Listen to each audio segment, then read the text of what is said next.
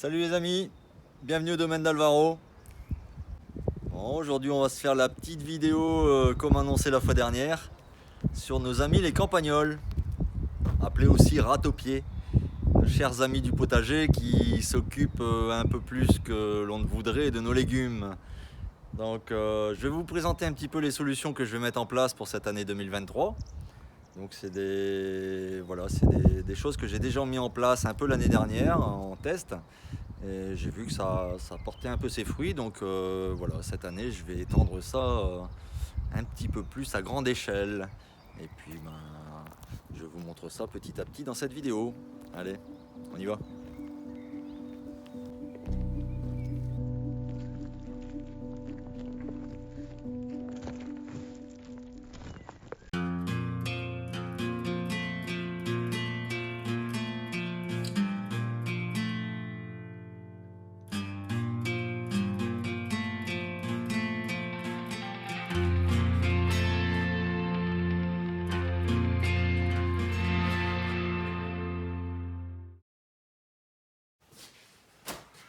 Nous voilà à l'intérieur.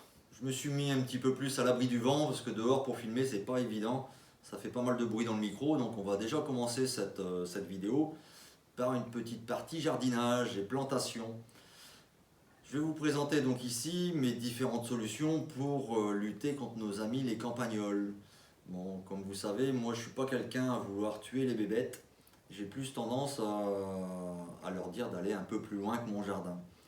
Donc je ne vais pas vous présenter des solutions où on va mettre des pièges, où on va essayer de les tuer.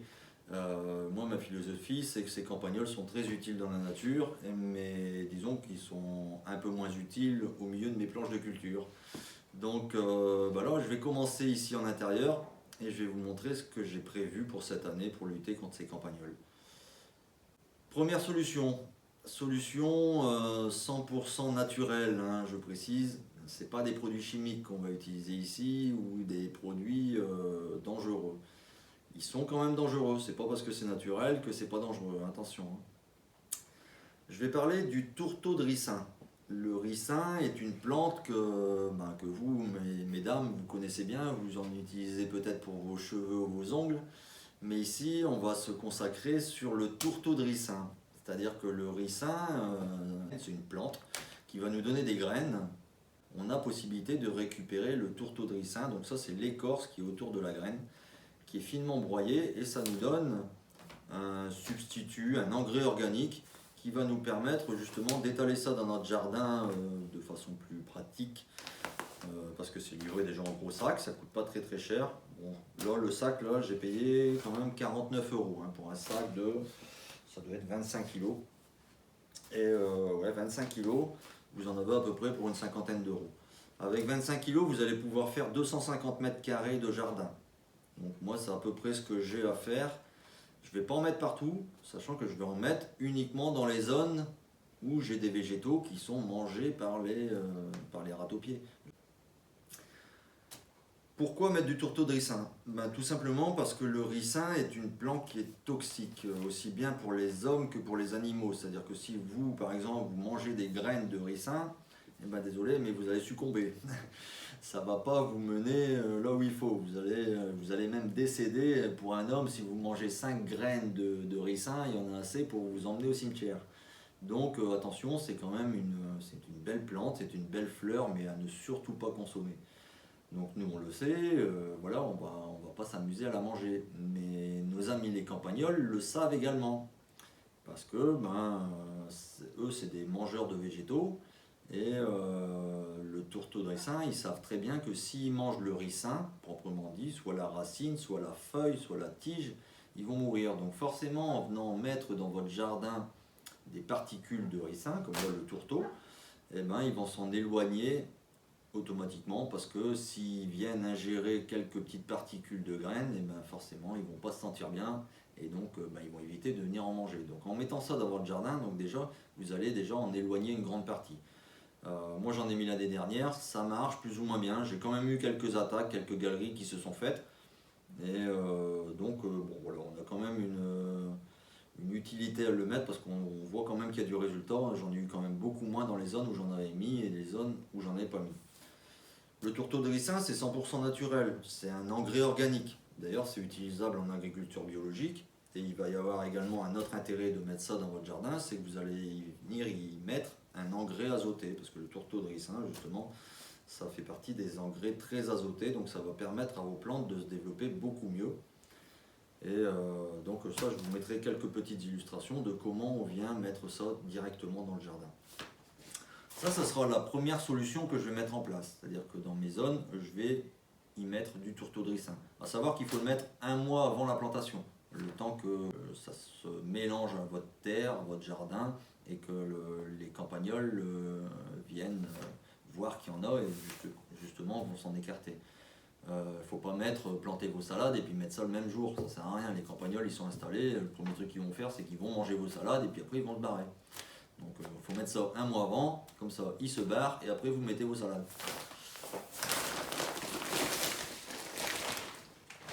Donc ça c'était pour la première solution. Le tourteau de ricin qui va nous permettre d'avoir un petit peu d'engrais dans notre jardin et d'écarter la plus grosse partie des campagnols. Par contre, le tourteau de ricin ne va pas être efficace sur tout le long de l'année. Il va être efficace pendant une certaine période, le temps qu'on l'aura mis, allez, pendant 2-3 mois, le temps qu'il soit minéralisé dans le sol. Et après, forcément, les campagnols vont revenir. Donc on va essayer de trouver une solution qui va durer un petit peu plus sur la saison, pour dire qu'on ait nos zones de potager qui soient protégées sur toute la saison. Et donc là, je vais vous présenter le ricin sous une autre forme. Plus sous un broyat, mais sous la forme végétale qu'on connaît. C'est-à-dire que ici, là, sous la main, j'ai les inflorescences, c'est-à-dire la fleur du ricin, que j'ai été récupérée. D'ailleurs, ça, c'est une culture que j'ai faite l'année dernière exprès pour dire de me reproduire des graines, pour dire que j'en ai assez pour cette année, pour pouvoir faire l'intégralité de mon jardin. À l'intérieur de ces petites bogues, on dirait ça ressemble un petit peu à la châtaigne, ça vous fait une enveloppe assez dure. Et à l'intérieur, vous avez 3 graines. Donc je vais vous montrer ça un petit peu plus en gros plan. Donc comment on va faire? Je vais prendre toutes les petites graines que j'ai cultivées l'année dernière. Donc j'ai fait pousser des plantes de ricin dans mon jardin. Et là, je vais prendre toutes les graines que je vais mettre en plantation. Là, on est début avril. Et ça va pousser à peu près mi-mai, à peu près, je pourrais aller mettre les fleurs de ricin directement dans le jardin. En mettant ça dans le jardin, forcément, ça va s'enraciner, ça va me faire des racines un peu partout dans la zone. Et comme je vous disais tout à l'heure, même les racines sont toxiques de cette plante. Et donc, le petit campagnol, quand il va arriver en faisant sa galerie, il va tomber nez à nez avec cette racine, il va dire « Oh là, ça c'est pas bon pour moi ». Hop, il va faire demi-tour, il va aller autre part. Parce que il n'a pas envie de mourir en mangeant cette petite racine. Il ne faut pas oublier que lui, il se nourrit exclusivement de végétaux. Donc il se nourrit de toutes les racines qui passent autour, y compris les branches, les feuilles, de vos petits légumes qui vont être dans votre zone. Mais en venant incorporer dans vos zones de culture des fleurs, donc, parce que c'est une très belle fleur rouge, vous allez dire à nos amis les campagnols d'aller faire leur galerie un peu plus loin. Donc là, c'est ce que je vais faire. Je vais mettre vite fait en culture les premières graines. Allez, c'est parti. Voilà, traditionnellement, moi j'ai des petits bacs comme ça, c'est des serres chauffantes, ça me permet de lancer un petit peu mieux la culture. Au moins, je sais que en lançant mes graines là-dedans, je vais avoir une température constante de 25 degrés sous la terre, et donc ça permet à la germination de la graine d'être beaucoup mieux. Après, vous pourrez faire ça dans des bacs plastiques, posés au bord de votre fenêtre, au soleil, ça marche très bien. C'est parce que moi j'ai ça, voilà, je m'en sers tant que je l'ai.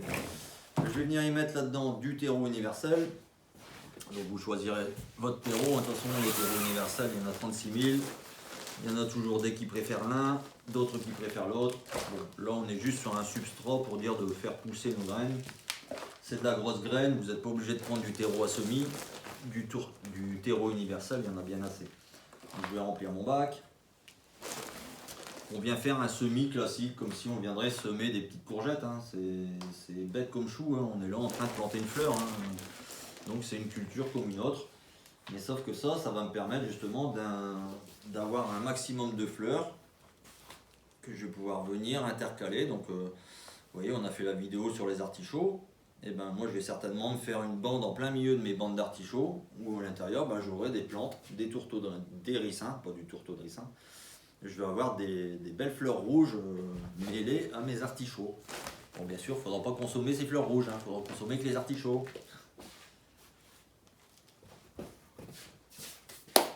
Alors, les petites graines. Donc on a un petit réceptacle, un petit bog, je ne sais pas comment on peut appeler ça.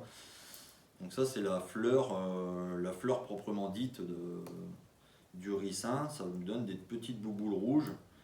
Et à l'intérieur de ça, on a 3 petites graines. Petites graines qu'on va récupérer et qu'on va semer petit à petit dans notre bac. Donc ça vous donne des grosses graines quand même. On est sur une graine de la taille de, je sais pas, un gros grain de café. C'est marrant parce que ça a des très belles couleurs et ça ressemble un petit peu à une grosse tique. C'est pas joli une tique, mais bon. Après, il y en a qui pourront trouver ça joli.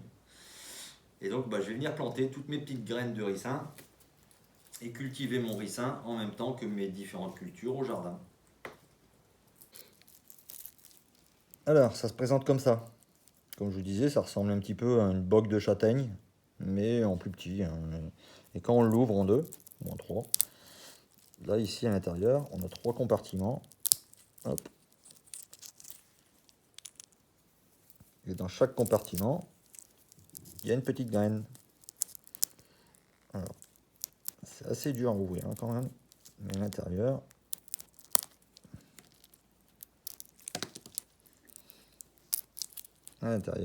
vous avez la petite graine.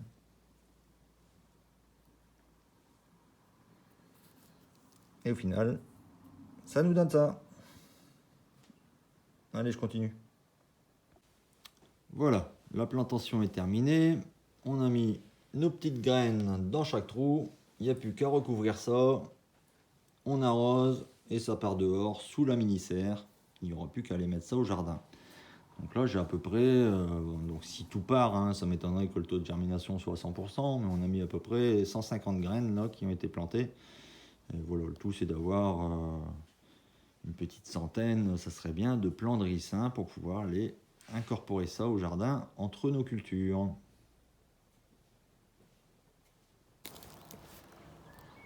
Bon, changement de décor.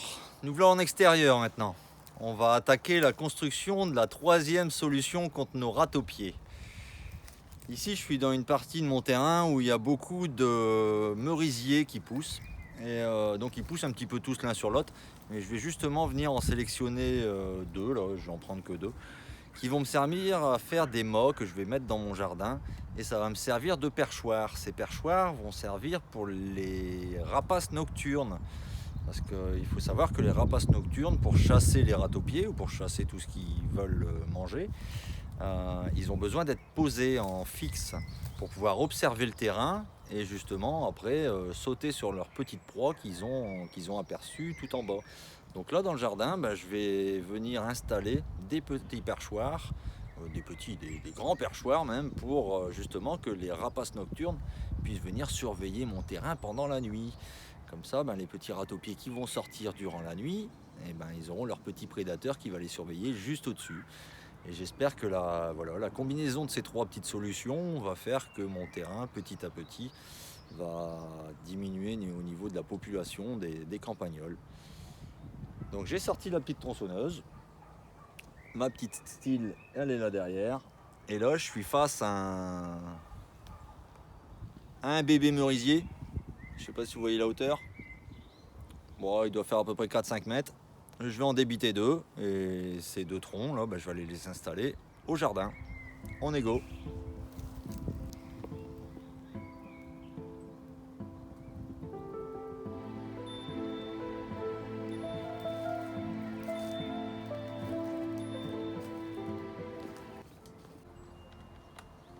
Allez, on est parti, on abat un petit merisier, si la tronçonneuse veut bien.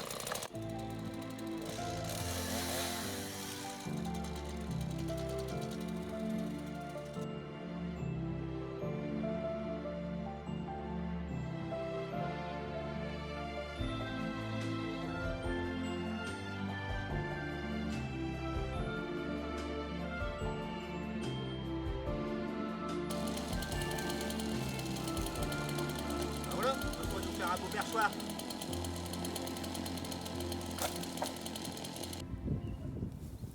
Bon, nous voilà revenus maintenant dans la partie maraîchère. Mon potager en fait. J'ai ramené les 2 troncs de merisier qu'on a été coupés dans les bois. Et maintenant je vais les transformer en perchoir. C'est-à-dire je vais prendre la tête, je vais y couper un bout de la tête. Et puis je vais le mettre perpendiculairement au tronc pour dire que les rapaces puissent venir se poser dessus et puis surveiller le petit jardin. Donc allez, on va débiter ça.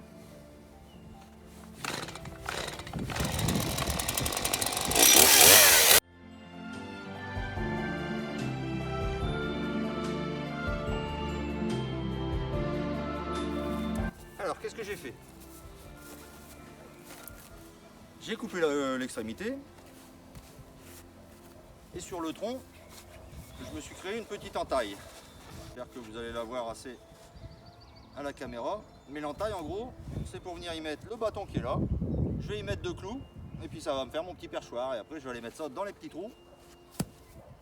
Il n'y a plus qu'à installer ça. Donc, je vais installer le petit perchoir dans la petite entaille que j'ai faite là. Je sais pas, j'espère que vous la voyez bien. Hop, j'ai une entaille dans le bois et je vais venir positionner directement le bois sur cette entaille pour éviter qu'il bouge. Ça fait déjà un premier ancrage et je vais venir y mettre 2 clous. En extérieur, j'évite de mettre des vis, tout simplement parce que les vis, dès que ça commence à s'oxyder, j'ai remarqué, ça casse. Une vis à l'extérieur, c'est pas top.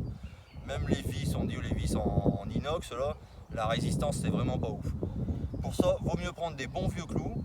Un clou, peut-être il va rouiller, peut-être, mais il est toujours résistant. C'est-à-dire que même si vous allez essayer de tirer dessus, il va se plier. Vous n'avez qu'à voir, essayer d'enlever des clous dans une palette. Vous allez voir, vous allez galérer avec votre pied de biche. Il va se plier le clou, mais il casse très rarement. Une vis, ça casse net et puis au final, ça se barre. Donc vaut mieux mettre un petit clou. Ça coûte 2 fois moins cher et ça tient mieux.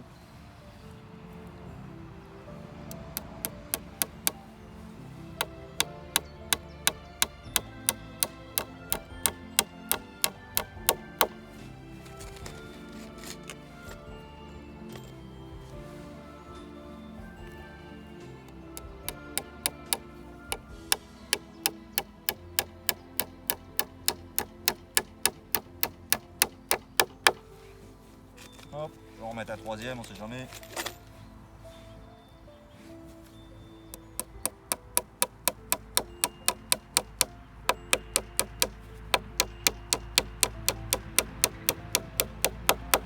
Voilà, on vient être fait. Le 2e.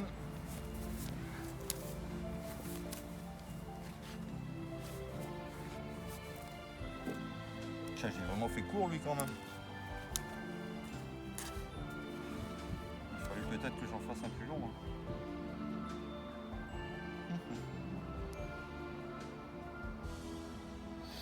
Est-ce que je mets du merisier? Peut-être aller me chercher une branche de noisetier pour celui-là.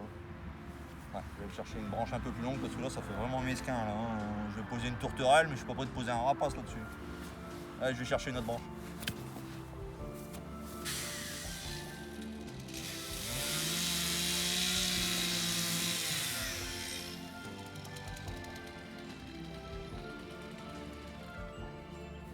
Voilà. Il y a toujours un petit noisetier pour nous dépanner.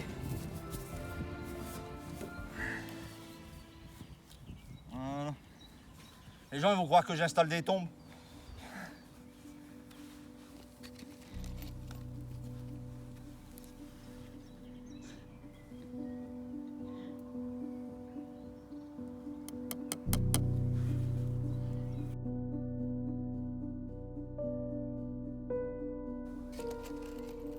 Alors il y en a qui vont me dire oui, t'as mis du noisetier, ça va pourrir plus vite que le merisier.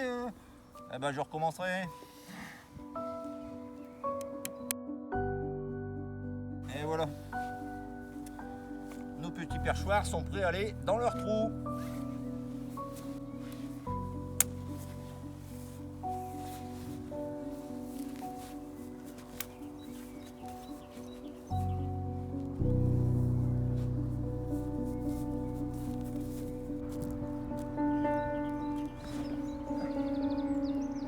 Voilà vos perchoirs.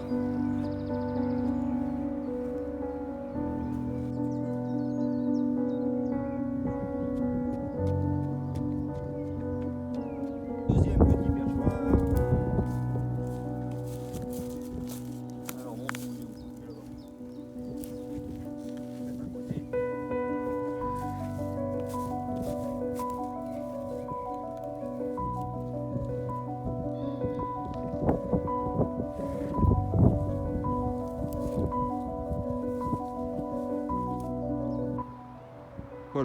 Les deux sont posés. Il y en a un qui est ici. On va pouvoir faire la petite prière contre les ratopiers. On a posé la petite croix. Et j'ai été en mettre un là-bas au fond. Alors lui, on va aller voir d'un peu plus près.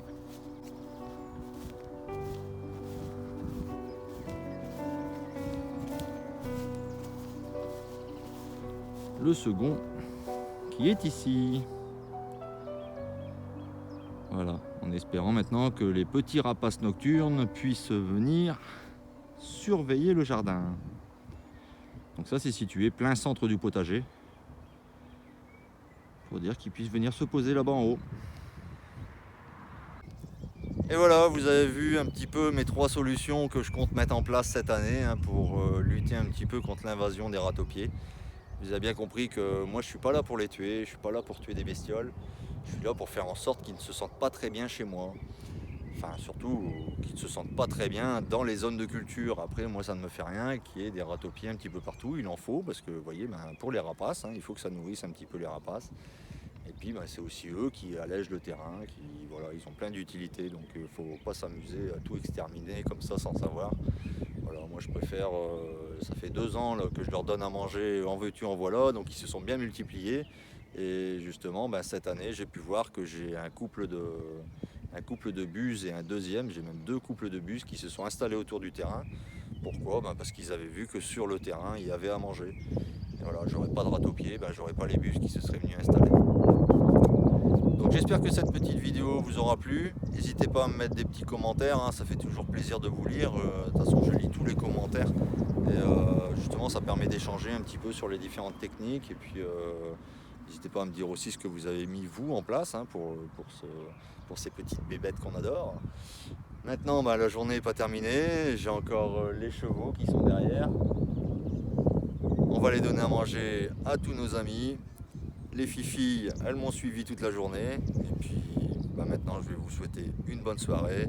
Et à bientôt au domaine d'Alvaro. Ciao, ciao.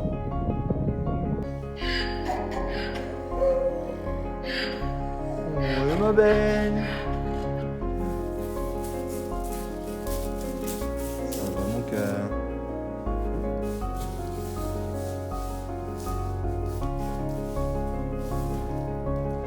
Il veut du foin? Oui, il veut du foin, mon loulou, il veut du foin. Oui, je vais t'en donner. Attends 2 secondes. Et Maïzy, elle est là, Maïzy. Et ma belle.